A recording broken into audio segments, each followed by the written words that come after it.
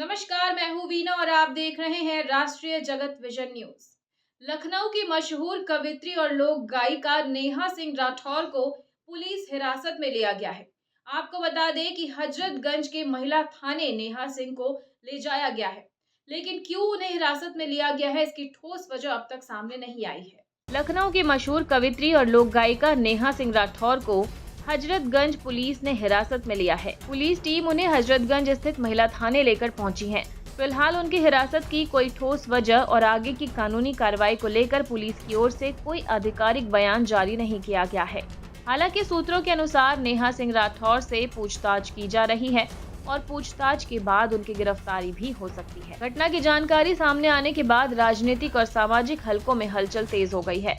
नेहा सिंह राठौर अपने सामाजिक और राजनीतिक व्यंग्यात्मक गीतों और कविताओं के लिए जानी जाती हैं, जिन्हें लेकर वो पहले भी चर्चा में रही है। पुलिस की आधिकारिक पुष्टि और विस्तृत जानकारी का फिलहाल इंतजार किया जा रहा है। क्या है कि सूर्यास्त हो चुका है, तो किसी महिला का बयान, ये नोटिस मिला है, इस पे लिखा भी हुआ है, तो किसी महिला का बयान जो है सूर्यास्त के बाद शायद नहीं दर्ज होता है, तो हो सकता है मैं शायद कल आऊंगी तो बताऊंगी।